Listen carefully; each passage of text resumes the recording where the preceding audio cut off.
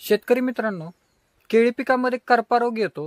करपा रोग म्हणजे नक्की काय, तो कशामुळे येतो आणि त्याचं नियंत्रण कसं करायचं हे आपण आजच्या व्हिडिओमधनं पाहूया. नमस्कार, मी उत्कर्ष माने. आजच्या व्हिडिओमध्ये आपण पाहूया की केळीमध्ये करपा रोग कशामुळे येतो.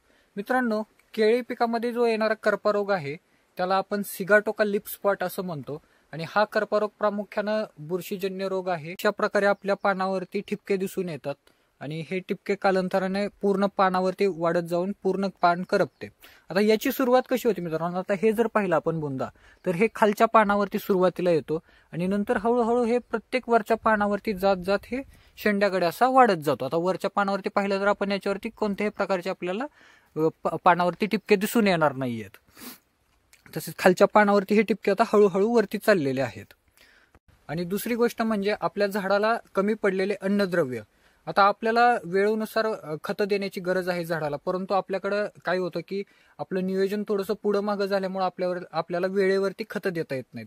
आता सूक्ष्म अन्नद्रव्याची जर कमतरता पडली तरी आपल्या झाडावरती करप्या रोगाचा प्रादुर्भाव फास्ट प्रमाणामध्ये वाढत जातो.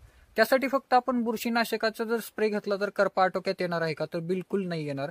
त्यासाठी आपल्याला खताचं नियोजन प्रॉपरली ठेवायला लागणार आहे. तसंच आपलं नत्र, स्फुरद, पालाश हे जे खत आहेत याचं देखील नियंत्रण प्रॉपरली ठेवणं गरजेचं आहे. त्याचसोबत कॅल्शियम नायट्रेट, मॅग्नेशियम सल्फेट हे देखील खतं आपल्याला देणं गरजेचं आहे. तर आता यासाठी बुरशीनाशक जर म्हटलं तर आपण जर थोड्या प्रमाणात कमी जर करपा असेल तर साधं 22 आणि रोकोची फवारणी घेऊ शकतो.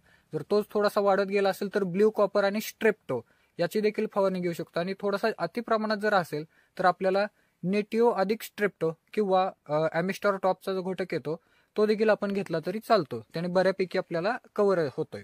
परंतु फक्त जर आपण बुरशीनाशकांची फवारणी केली तर करपा आटोक्यात येणार नाही. त्यासोबत आपल्याला खताचं देखील नियोजन करायचं आहे. प्रामुख्यानं आपल्याला सूक्ष्म अन्नद्रव्य जे आहेत त्याचं नियोजन करणं गरजेचं आहे. ते तुम्ही ड्रिपनं देऊ शकता, स्प्रेमधून देऊ शकता. सोबतच झिंकही देणं गरजेचं आहे. चिलेटेड झिंकचं आपण फवारणी घेऊ शकता किंवा ड्रिपमधून आपण देऊ शकतो. किंवा बेसळ जो आपण करणार आहे त्यामध्ये झिंक सल्फेटची 10 किलोची बॅग अवश्य वापरावी. ती किंवा अन्नद्रव्याची कमतरता भरून काढण्यासाठी एनपीकेचा समतोल आहार ठेवणं गरजेचं आहे. तुम्हाला ही करपा रोगाविषयी माहिती कशी वाटली याबद्दल कमेंटमध्ये जरूर कळवा. धन्यवाद.